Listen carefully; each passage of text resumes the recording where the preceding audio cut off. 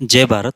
आज की क्लास में हम लोग और कुछ एक्स्ट्रा प्रॉब्लम सॉल्व कर लेते हैं जो कि रिलेटेड है टेंजेंट और नॉर्मल से। और मतलब उसी कंसेप्ट के बेस पे है, लेकिन और कुछ एक्स्ट्रा भी इसमें दिया गया है। ठीक है, तो क्या है देख लो। Find possible values of p such that the equation p x square equals to log x to the base e has exactly one solution. मतलब जो तुमको ये इक्वेशन दे दिया है, p times x square equals to कितना है, log x to the base e. और इसके कितने चाहिए सॉल्यूशन तुमको? एक ही सॉल्यूशन आने के लिए तुमको पी के कितने वैल्यूज एग्जिस्ट होना चाहिए ये निकालने के लिए बोला गया। ठीक है, और एग्जैक्टली एक ही सॉल्यूशन चाहिए, ये पहले ध्यान में रखो। ठीक है, प्रॉब्लम क्या है इस वाले केस में देखो। यहाँ पे इस साइड पे जो लिखा है ना, इस साइड पे क्या लिखा है, ये पॉलिनोमियल लिखा है एक ना, क्वाड्रेटिक बोल दो या फिर पॉलिनोमियल अलजेब्रिक फंक्शन लिखा हुआ है। और यहाँ पे इस साइड पे क्या लिखा है कि एक लॉग फंक्शन लिखा हुआ है। अब लॉग फंक्शन का बिहेवियर अलग है, पॉलिनोमियल फंक्शन का बिहेवियर अलग अलग है। तो इनको सॉल्व तो मतलब एनालिटिकल मेथड से सॉल्व करना तो मतलब तकरीबन पॉसिबल नहीं है। ठीक है, तो एक तो जाना पड़ेगा, तो हिट एंड ट्रायल से जाना पड़ेगा। और लेकिन हिट एंड ट्रायल से जाएंगे तो कब, जब इसके सॉल्यूशंस निकालना हो तब जाके जाएंगे। लेकिन अब यहाँ पे किसी की वैल्यू निकालना है जबकि इसका सॉल्यूशन एग्जिस्ट कराना है, तो उस वाले केस में तो शायद ये थोड़ा सा मुश्किल होगा एनालिटिकल मेथड से। इसलिए हम लोग क्या करते हैं, ग्राफिकल मेथड को अप्रोच करते हैं। ठीक है ना, तो सबसे पहले तो देखो, पी की वैल्यू निकालना है तुमको, p x square equals to log x to the base ये है। तो तुम पहले तो इसके दो ग्राफ निकालने की कोशिश कर लेते हो। तो दो ग्राफ कौन से तुम्हारे पास अवेलेबल है? Y equals to p into x square, ये पहला ग्राफ। और दूसरा ग्राफ कौन सा है? Y equals to log x to the base e, ये दूसरा ग्राफ है। बराबर क्या? तो तुमको इसमें इसको निकालने में तो कोई दिक्कत नहीं है। बराबर क्या, क्योंकि इसमें सारे एक्स मालूम है, वाई मालूम है, ई मालूम है, सब कुछ मालूम है। तो ये ग्राफ तुमको डायरेक्ट डायरेक्ट मालूम है। बराबर क्या, बस ये ग्राफ निकालते समय तुमको पी के बारे में ध्यान रखना पड़ेगा कि पी की वैल्यू कितना है, वगैरह वगैरह। ठीक है, तो सबसे पहले तो तुम क्या करो कि जो तुमको एग्जैक्ट मालूम है ना, वो पहले निकाल के बाजू में रख दो।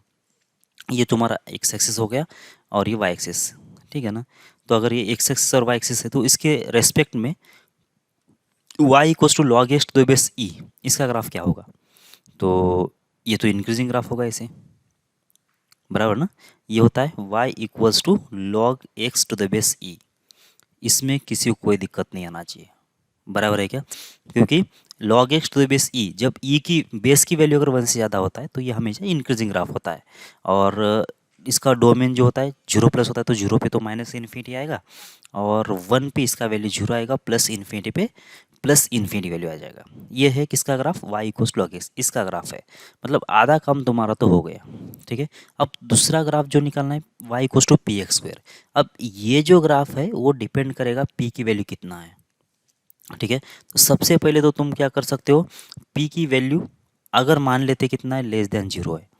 अगर p लेस देन जीरो है तो इसका मतलब तुम्हारा जो इक्वेशन बनेगा कौन सा, y इक्वल्स टू यहाँ पे p इंटू एक्स स्क्वायर। अब ये जो p है वो लेस देन जीरो है।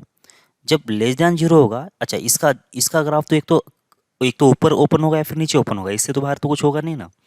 बराबर क्या? और जैसे तुमने क्या बोला कि इस तुम्हारा जो p की वैल्यू है अगर लेस देन जीरो होती है, तो इसका मतलब तुम्हारा ग्राफ क्या होगा?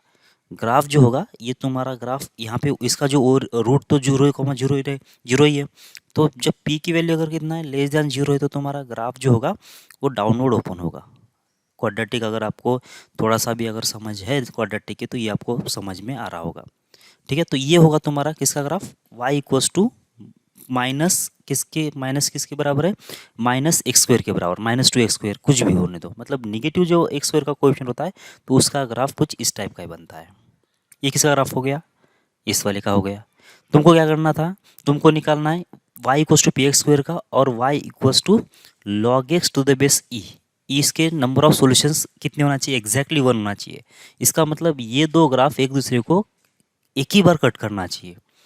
तो जब ये y cos to p x square, अगर ये इसका ग्राफ अगर ये है और वाई कोस लॉग एक्स का जब ग्राफ तुम निकालोगे तो वाई कोस लॉग एक्स का ग्राफ कैसे होता है, कुछ इस टाइप का। बराबर क्या? अब तुम ये तो फिक्स है वैसे, ये y equals to log x, इसमें तो कोई भी वैल्यू चेंज नहीं हो रही है। बराबर ना? हाँ, चेंज क्या हो रहा है कि चेंज इसमें हो रहा है, इस ग्राफ में। ये जो पी की वैल्यू कितना है, लेस देन जीरो है। अगर पी की वैल्यू कितना होती है, -1 होती है, तो शायद ये ग्राफ उसके लिए है। तो पी की वैल्यू जब -2 होगा तो क्या होगा, थोड़ा सा ये और ऐसे ही बन जाएगा ग्राफ। थोड़ा और ऐसा मतलब वाई एक्सिस की तरफ झुक जाएगा। पी की वैल्यू कितना होती है, समझ में आते -3 होती है, तो और भी ग्राफ कैसे होगा, इस टाइप का होगा ऐसे, बराबर क्या। अगर पी की वैल्यू कितना होती है, -1/2 होती है, तो शायद ये ग्राफ जो होगा थोड़ा सा ऐसा बन जाएगा, इस टाइप का, बराबर क्या। तो देखो इस सारे ग्राफ में ये कम से कम एक बार तो कट कर ही रहा है ना, यहाँ पे देखो, यहाँ पे देखो, क्योंकि ये नीचे ग्राफ आ रहा है, मतलब कम से कम एक बार कट करेगा ही करेगा, बराबर है क्या। इसका मतलब जब भी पी की वैल्यू कितना होगी, <0 होगी, तो बाय डिफ़ॉल्ट ये जो दो ग्राफ है एक दूसरे को एक ही बार कट करने वाले हैं। इसका मतलब ये पूरा तुम्हारा सॉल्यूशन है, मतलब केस जो 1 तुमने डिस्कस कर रहे हो, कौन सी, जब पी की वैल्यू <0 होगा, ये सारा का सारा तुम्हारा क्या होना चाहिए, सारा सारा सॉल्यूशन होना चाहिए। पी की वैल्यू <0 कर लिया, मतलब ये दो ग्राफ एक दूसरे को कम से कम एक बार तो कट करेंगे ही करेंगे, सही है। ओके, अब जाते हैं दूसरी केस में, कौन सी, जब पी की वैल्यू कितना होगी, 0 होगी, तो case second, case second, P की वैल्यू जब कितना होगी, 0 होगी, तो तुम्हारा अगर इक्वेशन क्या होगा, y equals to p x square था ना, तो y इक्वल्स टू 0 ये होगा, बराबर है क्या। और दूसरा ग्राफ कौन सा है, y इक्वल्स टू है log x to the base e, ये दोनों एक कम से कम एक बार तो भी अगर कट करते हैं इस केस के लिए, तो ये तुम्हारा सॉल्यूशन हो जाएगा। अगर ये दोनों एक दूसरे को कट नहीं करते, तो ये सॉल्यूशन तुमको, इस केस को तुमको इग्नोर करना पड़ेगा, सही है। तो ये रहा तुम्हारा एक्स एक्स और वाई एक्सिस। अब इसके अंदर तुम पहले इसको प्लॉट कर लेते हैं, y equals to 0, y equals 0 क्या होता है, y इक्वल 0 होता है, एक्स एक्सिस का इक्वेशन होता है ये, बराबर। ये क्या होता है, एक्स एक्सिस का इक्वेशन है ये, y इक्वल 0 क्या है, एक्स एक्सिस का इक्वेशन है, मतलब ये पूरी हॉरिजॉन्टल लाइन इसको कवर कर रही है, ठीक है। अब दूसरा ग्राफ कौन सा है तुम्हारे पास, y equals to log x to the base e, और ये इंक्रीजिंग टाइप का ग्राफ है, तो ये होगा तुम्हारा इंक्रीजिंग टाइप का ग्राफ, तो ये होगा तुम्हारा पॉइंट ऑफ इंटरसेक्शन दोनों का, सही है। ये होगा तुम्हारा पॉइंट ऑफ इंटरसेक्शन, और ये दोनों एक दूसरे ग्राफ कट कर रहे हैं, और कितनी बार कट कर रहे हैं, एग्जैक्ट एक ही बार कट कर रहे हैं। इसका मतलब ये भी तुम्हारा सॉल्यूशन इसमें गिना जाएगा। क्यों गिना जाएगा, क्योंकि इसने बोला था कि एग्जैक्ट एक ही सॉल्यूशन चाहिए, और ये एक सॉल्यूशन तुमको यहाँ पे मिल रहा है। ये दोनों केसेस में एग्जैक्टली एक ही सॉल्यूशन मिल रहा है, ठीक है। यहाँ पे पी की वैल्यू कुछ भी रखो, कोई फर्क नहीं पड़ेगा। देखो पी की वैल्यू कुछ भी रखते हैं तो ये ग्राफ तो हमेशा नीचे ओपन होने वाला है, और ये तो ग्राफ यहाँ से 0 से लेकर मतलब ये आगे बढ़ते जा रहा है, तो इसका मतलब कितना भी अगर नैरो हो जाता है तो भी कभी ना कभी कट करेगा ही करेगा, ठीक है। तो केस फर्स्ट में भी सॉल्यूशन है इसका, केस सेकंड में भी है। अब केस थर्ड की बात करते हैं, कौन सा रह गया, पी हमने कितना कर लिया, पी हमने <0 कर लिया, पी अगर इक्वल्स टू 0 कर लिया। अब पी को <0 कर लेते थर्ड केस में, जब पी की वैल्यू कितना हो जाती है, 0 से ज़्यादा होती है, पी <0 होता है, मतलब तुम्हारा जो इक्वेशन हो जाएगा वाई इक्वल्स टू हो जाएगा पी टाइम्स एक्स स्क्वायर, और इस वाले केस में पी कैसा है, पॉजिटिव, मतलब ग्राफ जो होगा तुम्हारा ऊपर ओपन होगा, ठीक है। और दूसरा ग्राफ कौन सा है, y equals to log x to the base कितना ई है, ठीक है। दोबारा फिर से एक बार हम लोग एक्स एक्सिस और वाई एक्सिस बना लेते हैं। तो ये तुम्हारा एक्स एक्सिस और वाई एक्सिस है, ठीक है। जो फिक्स है पहले निकाल दो, y equals to log x to the base 2 का जो ग्राफ है, sorry y equals to log x to the base e का जो ग्राफ है वो फिक्स था, ये हो रहा तुम्हारा y equals to log x to the base e, बराबर है क्या। अब तुमको क्या निकालना है, अब निकालना है y equals to p x square, ये ग्राफ निकालना है। और ये जब निकालेंगे तो यहाँ पे अब p की वैल्यू के ऊपर डिपेंड करेगा। कैसे डिपेंड करेगा, अगर p मान लेते कितना है, p अगर मान लेते कितना है, 10 के बराबर है, तो शायद ये p की वैल्यू 10 के बराबर, तो ग्राफ शायद 10 में मान लेते p, मतलब p equal y equals to, ये कैसा हो गया, y equals to 10 x square का ग्राफ अगर ये है, मतलब सपोज कर रहा हूँ मैं, सपोज कर रहा हूँ ऐसे। और जब अगर p की वैल्यू कितना होती है, अगर मान लेते कि 15 होती है, तो ये ग्राफ कैसे बनेगा, तो ये ग्राफ और भी ये y एक्सिस की तरफ रहेगा ऐसे, मतलब और नज़दीक रहेगा y के ऐसे, मतलब जैसे जैसे यहाँ का जो कांस्टेंट है ज़्यादा रहेगा उतना ये y की तरफ रहेगा, और ये जैसे जैसे कांस्टेंट कम कम होता जाएगा, ये जो इसका जो विड्थ है, ये जो मतलब ये जो ऐसा बन रहा है वो कैसा होगा कि वाइड हो जाएगा, मतलब ये जो पार्ट है वो नीचे झुकते जाएगा। अगर p की वैल्यू मान लेते कितना है, अगर 4 होती है, तो graph p y equals to 4y square, ये ग्राफ कैसे होगा, कुछ इस टाइप का होगा, थोड़ा सा ये ऐसा फैल जाएगा, ठीक है। अब इतने केसेस में, इतने सारे केसेस में ये ग्राफ इसको कट भी नहीं कर रहा, टच भी नहीं कर रहा, मतलब इतने सारे केसेस में इसके नंबर ऑफ सॉल्यूशन कितने हैं, 0 है, और हमको चाहिए एग्जैक्टली 1, ठीक है। तो इसका मतलब एग्जैक्टली अगर 1 चाहिए, तो एक और केस हम लोग में, अगर मैं ऐसा कर लूँ कि समझो ऐसा, अगर ये केस अगर ये कर लेते हैं हम लोग ऐसे, ये वाला कोई ग्राफ अगर हो गया, तो ये जो ग्राफ है, ये जो ग्राफ है जो रेड लाइन से मैं बना रहा हूँ, ये रेड लाइन से जो ग्राफ बन गया है वो ग्रीन लाइन को, ग्रीन ग्राफ को 2 बार कट कर रहा है। और यहाँ पे भले सॉल्यूशन तो तुमको मिल रहे हैं, लेकिन कितने मिल रहे तुमको, 2 सॉल्यूशन मिल रहे हैं और ये सॉल्यूशन तुमको नहीं चाहिए। क्यों नहीं चाहिए? क्योंकि उसको चाहिए कितने एग्जैक्टली एक ही सॉल्यूशन चाहिए था, बराबर क्या। और हमको यहाँ पे 2 बार जब अगर कट करवाते तो 2 सॉल्यूशन मिलेंगे, तो ये भी केस नहीं चाहिए तुमको। समझ में आ रही बात आपको? तो अगर ये केस नहीं चाहिए तो चाहिए कौन सी केस, तो उसके लिए यहाँ से बस ये क्या होना चाहिए, ये ग्राफ अगर एक ही सॉल्यूशन देना चाहिए तो ये ग्राफ इसको टच करके चला जाना चाहिए इसे। अगर ये टच करता है तो तुमको एक ही सॉल्यूशन मिलेगा यहाँ पे। समझ में आ रही बात आपको? ये जो ग्राफ होना चाहिए क्या होना चाहिए, टच करके चला जाना चाहिए। तो तुमको ये टच करने के लिए क्या कंडीशन होना चाहिए, ये निकाल देना है। समझ में आ रही बात आपको? दोबारा यहाँ पे एक बार मैं बना लेता हूँ ग्राफ। क्या है कि तुम्हारा जो ये तो फिक्स ग्राफ है, ये तो फिक्स ग्राफ है, बस तुमको ये जो दूसरा ऊपर जा रहा है ना ग्राफ, तो ऐसा ग्राफ में ऐसा सेटिंग करना है तुमको, या फिर ऐसी पीक वैल्यू निकाल देना है जो कि ये टच करे। बराबर है क्या? अगर टच करा तो यहाँ पे एक सॉल्यूशन मिलेगा, अगर ये समझो कट कर गया तो 2 सॉल्यूशन मिलेंगे, और अगर कट नहीं करता तो क्या होगा कि उधर एक, मतलब अगर कट मतलब ये अगर ऊपर से चला गया तो कोई भी सॉल्यूशन नहीं मिलेगा। और तुमको चाहिए एग्जैक्टली एक ही सॉल्यूशन, मतलब ये टच ही करना चाहिए तब जाके एक ही सॉल्यूशन मिलेगा। बात समझ में आ रही है आपको? ठीक है।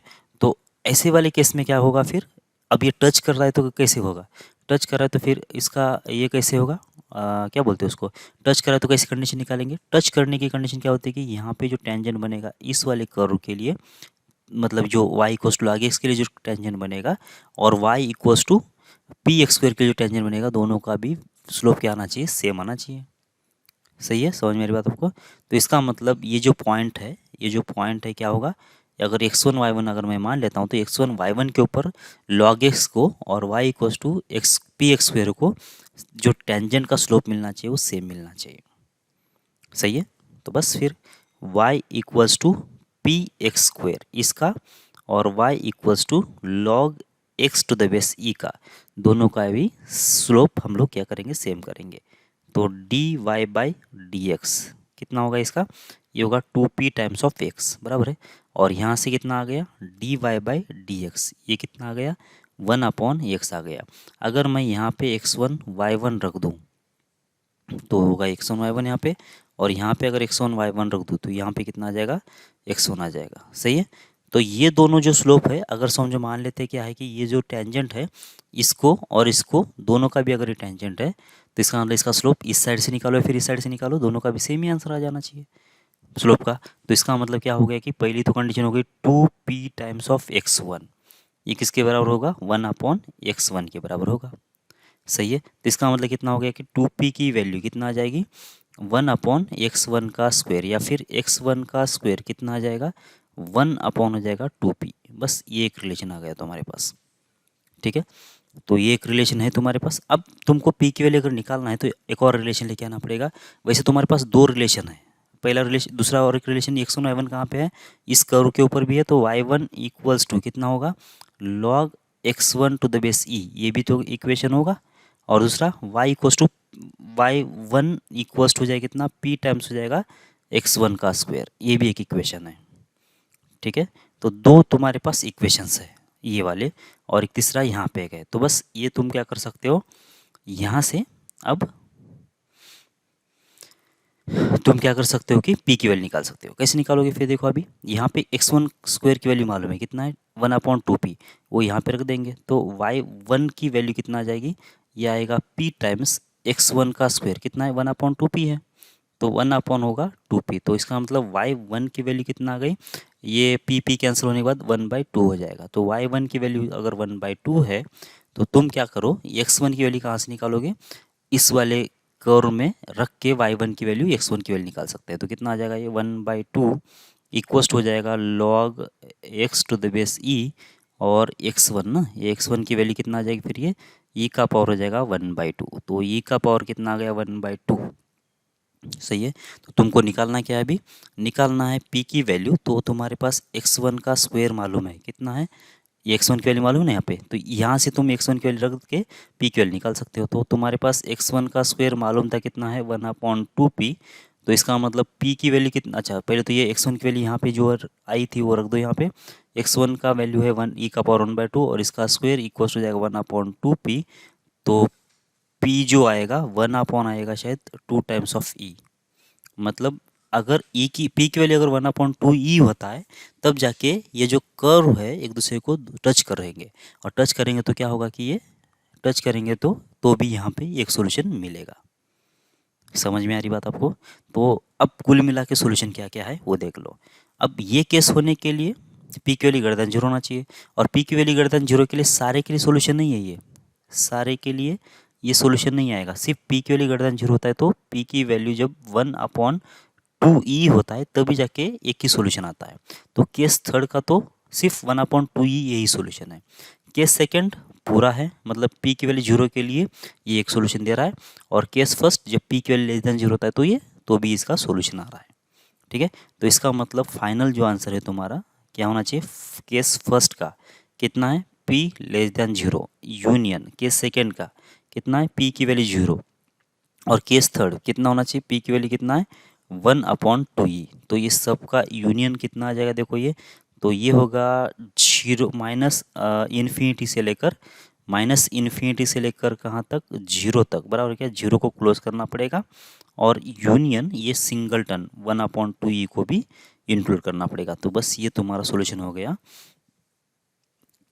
मतलब ये जो दो कर्व्स है, मतलब इस इक्वेशन का एग्जैक्टली वन सॉल्यूशन आने के लिए जो पी की वैल्यू होना चाहिए माइनस इन्फिनिटी से लेकर 0 तक चलेगा, और 1/2 भी चलेगा। सही है? समझ में आ रही क्या? देख लो बात। बस इसमें क्या है कि यहाँ पे एक एग्जैक्टली वन सॉल्यूशन एक इधर भी आ सकता था जब ये टच कर रहा है, और टच कब करेगा? इधर का जो टेंजेंट और इधर का टेंजेंट का स्लोप सेम होना चाहिए उसी पॉइंट के ऊपर, तो जाके टच करेगा। ओके, आगे बढ़ते हैं। Find the value of a if the equation 1 minus cos x equals to √3/2 mod x plus a. ये भी वैसा ही है। कैसे करेंगे? देखो, सबसे पहले तो क्या कर लो कि 1 माइनस कॉस एक्स का ग्राफ बना लो। ठीक है, क्योंकि ये फिक्स है। फिर बाद में क्या है? √3/2 मॉड एक्स प्लस ए, ये तो क्या है? √3/2 मॉड एक्स, ये तो मॉड एक्स का ग्राफ तो ऐसा ही होता है। मॉड एक्स का ग्राफ तो ऐसे होता है, बराबर है क्या? और जब इसको √3/2 से मल्टीप्लाई करेंगे तो इसका क्या होगा कि हाइट थोड़ा बढ़ जाएगा। मतलब जहाँ पे 1 आना चाहिए था, अब कितना आएगा? √3/2 आएगा, मतलब थोड़ा ऊपर जाएगा, बस ऐसे। सही है? और जब ये प्लस ये कर देंगे इसके अंदर तो क्या होगा? तो इसका मतलब ये जो वर्टेक्स है वो थोड़ा ऊपर या नीचे होगा। अगर प्लस होगा तो ऊपर जाएगा, माइनस होगा तो नीचे आएगा। समझ में मेरी बात आपको? मतलब और आपको देखना भी कहाँ से कहाँ तक है? 0 से लेकर पाई के बीच में देखना है, बराबर ना? तो 1 माइनस कॉस एक्स का पहले ग्राफ निकाल दो, बाद में इसकी बात करते हैं हम लोग। ठीक है, और कितना सोल्यूशन चाहिए? एग्जैक्टली 1 ही चाहिए। ठीक है, तो 1 माइनस कॉस एक्स का ग्राफ पहले निकाल लेते हैं। तो y इक्वल्स टू कितना आएगा? 1 माइनस कॉस एक्स। किसके बीच में चाहिए? 0 से लेकर पाई के बीच में ही चाहिए। तो सबसे पहले तो क्या करो कि 0 से लेकर पाई के बीच में ही 0 से लेकर पाई के बीच में ही किसका ग्राफ निकाल लेते हैं? हम लोग निकाल लेते हैं कॉस एक्स का ग्राफ। तो 0 पे वैल्यू कितना आ जाएगी? 1, और पाई/2 पे कितना आएगी? 0, पाई पे कितना आ जाएगी? -1। सही है? तो तुम्हारा ग्राफ जो होगा यहाँ से नीचे उतरेगा, और इसके बाद -1 तक जाएगा ऐसे। तो ये वाला जो वैल्यू है तुम्हारा कौन सा है? -1 का है। ये वैल्यू वैल्यू कौन सा है? +1 का है। ठीक, ये किसका ग्राफ है? y equals to cos x का है। यहाँ पे माइनस भी करना है तुमको। जब माइनस करना है तो ये ऊपर जाएगा और ये नीचे आएगा। ठीक है, तो जो ग्राफ बनेगा ये कुछ इस टाइप का बनेगा, बराबर है? ये कौन सा है? ये +1 है, और ये कौन सा है? -1 है, और ये क्या है? 0 है। तो ये क्या होगा तुम्हारा? ये होगा पाई, और ये होगा पाई/2। सही है? ओके, अब इसके बाद ये कौन सा हो गया? माइनस कॉस एक्स हो गया। ये कौन सा ग्राफ हो गया? y equals to minus cos x हो गया। अब इसमें +1 भी ऐड करना है, तो +1 करेंगे तो क्या होगा कि -1 कहाँ पे जाएगा? 0 पे आ जाएगा। तो तुम्हारा लास्ट फाइनली ग्राफ जो बनेगा, मैं यहाँ पे फेयर ग्राफ बना लेता हूँ। तो किसका ग्राफ बनाना है तुमको? y equals to 1 minus cos x का। तो ये है तुम्हारा 0, और ये मान लेता हूँ मैं पाई/2 है, और अगर ये पाई होगा तो ये होगा। इसमें क्या है कि ये किसका? y equals to minus cos x है ना।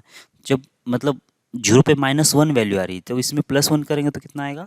ये आ जाएगा 0, बराबर। फिर पाई/2 पे वैल्यू कितना है? 0 है, तो +1 करने से कितना आएगा? 1 आ जाएगा। और पाई पे कितना आ रहा है? वैल्यू 1 आ रहा है, तो इसमें +1 करने से कितना आएगा? 2 आ जाएगा ऐसे।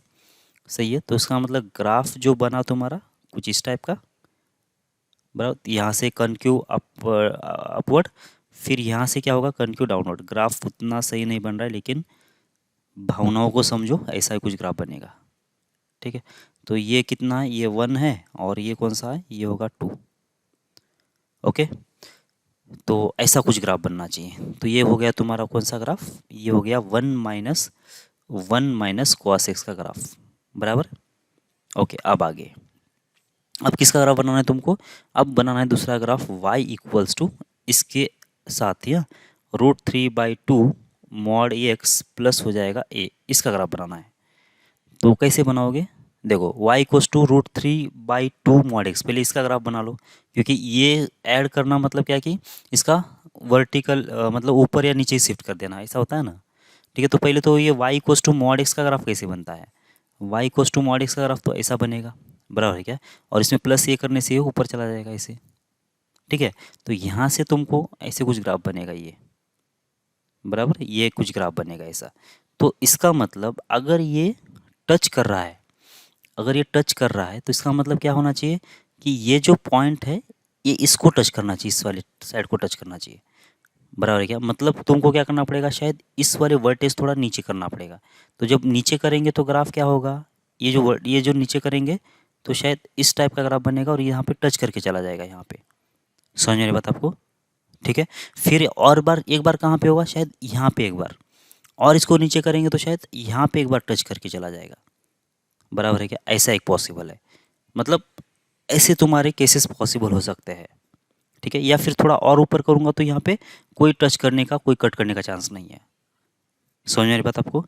तो इसका मतलब ये जो ग्राफ है, ये जो पॉइंट है x1 y1 इसके ऊपर का जो स्लोप आएगा टेंजेंट का, कितना आना चाहिए, √3/2 आ जाना चाहिए। √3/2 अगर आ जाता है स्लोप, तब जाके क्या होगा, तुम्हारा जो ग्राफ है इस मतलब ग्राफ जो है, ये जो दो दो ग्राफ है एक दूसरे को एक ही बार टच करेंगे।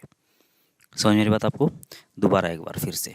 ठीक है, क्या बोला है, दो ग्राफ है वैसे। पहला ग्राफ कैसा है, देखो इस टाइप का है, ये ग्राफ है पहला।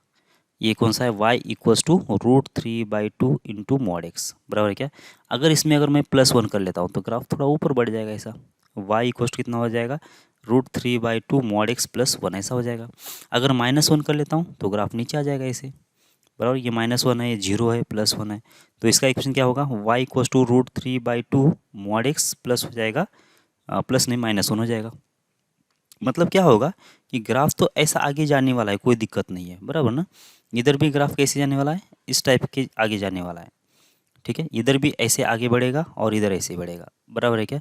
मतलब दो इसके तो ये है, बराबर ना, ऐसे दो तो है, बस ये जो पॉइंट है अब ये के ऊपर डिपेंड करेगा कि ऊपर जा रहा है नीचे जा रहा है। सही है, ठीक है। ये एक तो ग्राफ ये हो गया। दूसरा ग्राफ कौन सा है, 1 + cos x 1 - cos x 1 - cos x का ग्राफ कैसे आ रहा है, कुछ इस टाइप का आ रहा है, इस टाइप का, बराबर। तो ये जो पॉइंट है वो कौन सा है, ये है π/2, और ये कौन सा है, 0 है। और ये जो पीक लेवल का पॉइंट कौन सा है, ये पाई है। और ये जो बीच वाली जो वैल्यू है कौन सी है, 1 है।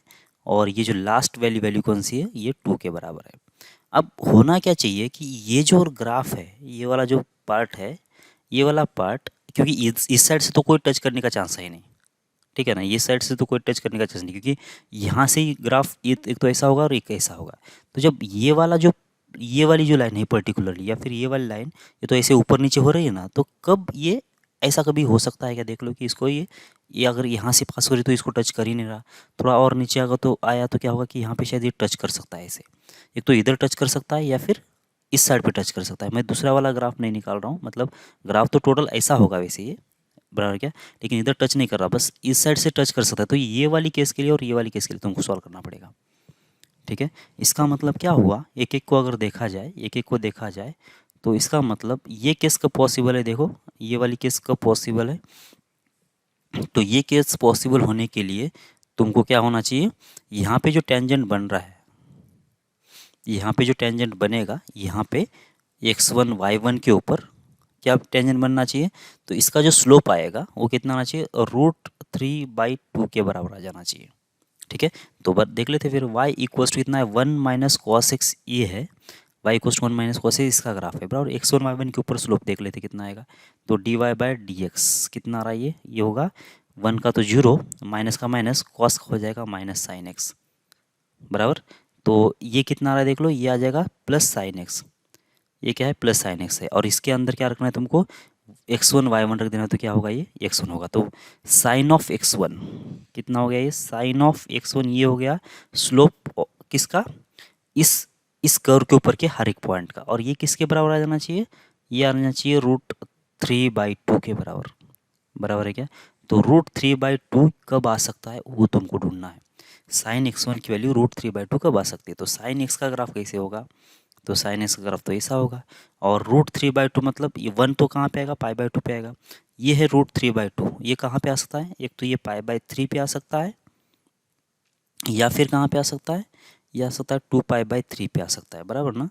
एक तो π/3 पे आ सकता है, या फिर 2π/3 पे आ सकता है। कैसे, देखो यहाँ पे कितना है, ये π/2 है, ये कितना है वैसे 60, मतलब 60 डिग्री पे आएगा ना, मतलब 90, एक तो ये 90 से 30 डिग्री इधर जाओ तो √3/2 आएगा, या फिर 90 से 30 डिग्री आगे जाओ तो 2π/3 आएगा, मतलब कितना आएगा √3/2 आएगा। मतलब π/3 और 2π/3 ये दो जगह पे कितना आ जाएगा वैल्यू इसका, इसका वैल्यू आ जाएगा √3/2। इसका मतलब x1 की वैल्यू एक तो तुम्हारी क्या होगी, π/3 होगी, या फिर 2π/3 होगी। x1 की वैल्यू कितना हो जाएगी, π/3 होगी, या फिर हो जाएगी 2π/3, बराबर है क्या। तो तुमको क्या निकालना था एक्चुअली, तुमको निकालना था ए की वैल्यू, बराबर ना। तो इसका मतलब ये हुआ कि अगर तुम्हारा ये π/3 है, तो तुम्हारा y1 कितना आ जाएगा, y1 आ जाएगा 1 माइनस कॉस π/3, बराबर है क्या। और वो कितना होगा 1 माइनस π/3, π/3 कितना होगा 1 माइनस π/3 होगा शायद 1/2, ठीक है ना, ये होगा 1/2। तो आंसर कितना आ जाएगा, ये 1/2, मतलब एक तुम्हारा पॉइंट कौन सा है, एक्स की वैल्यू कितना है π/3 है, तो वाई की वैल्यू कितना है 1/2 है, ये एक तुम्हारा पॉइंट है, बराबर ना, ये एक तुम्हारा पी हो गया। अब दूसरा पॉइंट क्या होगा, जब एक्स की वैल्यू कितना रख देंगे, 2π/3 रख देंगे, ठीक है, तो वहाँ से भी एक वैल्यू निकाल लेंगे, तो y2 कितना आ जाएगा, 1 माइनस हो जाएगा कॉस 2π/3। तो कॉस 2π/3 कितना होता है, कॉस 2π/3 का वैल्यू देख लो कितना आ जाएगा, कॉस का ग्राफ तो ये होता है ना, तो ये 0, तो ये होगा -1/2, तो ये कितना होगा 1 माइनस, और ये -1/2 ये होगा, तो 1 माइनस -1/2 कितना आएगा 3/2। ये मैं कैसे लिख रहा हूँ समझ में आ रहा है। अब तुमको मालूम है कॉस कितना होता है 120 कितना होता है 90 प्लस होगा 30, तो 90 प्लस 30 मतलब हो जाएगा कॉस का साइन हो जाएगा, बराबर क्या। और सेकेंड क्वाड्रेंट में कॉस कैसा होता है निगेटिव होता है, इसलिए प्लस हो जाएगा, तो साइन π/3 π/6 हो जाएगा। एक तो वो देख लो, या फिर कॉस का ग्राफ आपको मालूम ही है ऐसा ग्राफ होता है, ये कौन सा होगा, ये π/2 होगा। तो 120 का इसके 30 डिग्री आगे जाना पड़ेगा, बराबर क्या, 30 डिग्री अगर आगे जाते हैं तो कितना आएगा, ये आएगा -1/2, बराबर ना। तो कितना आएगा ये -1/2 माइनस माइनस प्लस, तो 1/2, 1/2 प्लस 1 होगा 3/2, सही है। तो तुम्हारा जो दूसरा पॉइंट है ये होगा P1 और ये होगा P2, P2 कितना है 2π/3 अगर होगा तो ये होगा कितना 3/2, सही है। तो ये दो पॉइंट के लिए तुम्हारा क्या होगा कि ये दो पॉइंट पे ये दो कर्व एक दूसरे को टच कर सकते हैं, ठीक है। तो तुमको क्या निकालना है फिर, तुमको निकाल देना है ए की वैल्यू। तो तुम्हारा जो इक्वेशन बनेगा, इक्वेशन कौन सा था, एक मतलब ये जो पॉइंट है किसको सेटिस्फाइड करना चाहिए, इस सेकंड वाले कर्व को भी सेटिस्फाइड करना चाहिए। और वो सेकंड वाला कर्व कौन सा है, y equals to √3/2 mod x plus था ये, बराबर क्या। अब मैं यहाँ से इस मॉड में से ये मतलब ये मॉड को उड़ा दे रहा हूँ, और कितना लेता हूँ √3/2 सिर्फ x ले लेता हूँ प्लस ये ले लेता हूँ, तो भी चल जाएगा। क्यों चल जाएगा बोलो, क्योंकि मुझे सिर्फ इस साइड के मतलब जो पॉजिटिव स्लोप्स है उसी लाइन को ये कट कर सकता है, किया तो बाकी दूसरे को कट करेगा नहीं, क्योंकि क्योंकि इस साइड से तो मतलब निगेटिव स्लोप से तो ये जो लाइन आ रही है उसको तो टच करेगा नहीं ये ग्राफ। इसलिए मैं क्या कर रहा हूँ कि समझ में आ रही बात आपको, इस वाले ग्राफ को टच करने का कोई चांस नहीं है, इसी को टच करने का चांस है, बराबर ना। और इसका स्लोप कितना आएगा पॉजिटिव आएगा, इसलिए मॉड के बदले मैंने कितना +x लिख दिया, ठीक है। ओके अब आगे इस वाले में पॉइंट रख के वैल्यू निकाल देंगे। तो पहला पॉइंट कौन सा था, π/3 कॉमा हो जाएगा 1/2, तो यहाँ पे आएगा 1/2 और ये होगा कितना √3/2 इंटू होगा कितना π/3 और ये प्लस हो जाएगा a। तो a की वैल्यू कितना आ गई, a की वैल्यू हो जाएगी देखो 1/2, तो होगा ये 3 माइनस हो जाएगा √3π डिवाइड बाय होगा कितना, ये होगा 6।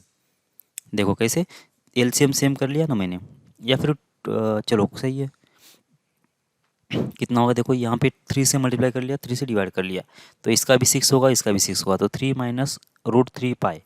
तो यहाँ से अगर तुमको ये हटा देना है, मतलब ये रूट 3 को हटा देना, तो ये कितना होगा, root 3 minus pi divide by होगा 2√3, ऐसा होगा।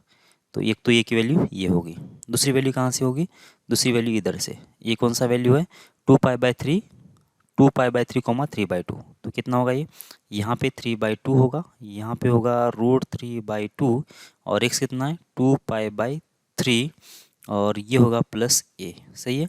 तो कितना होगा ये, देखो ये शायद इसको भी 6 हो जाएगा, माइनस हो जाएगा 2 रूट, अच्छा 2 को तो उड़ा ही दो ना इसको डायरेक्ट, तो नहीं उड़ा नहीं दो, रखो ऐसे ही, 2√3 पाई डिवाइड बाई कितना आ जाएगा 6, और इक्वल्स हो जाएगा ए, जो भी वैल्यू आ रही है देख लो निकाल दो, तो कितना आएगा, हम्म, तो जो भी है 1 माइनस कितना आएगा, 2 कैंसिल, तो 1/√3 पाई, ऐसा हो जाएगा शायद कुछ, ठीक है। तो ये दो वैल्यू के लिए क्या होगा कि ये दो एग्जैक्टली एक ही सॉल्यूशन आ जाएंगे, ठीक है।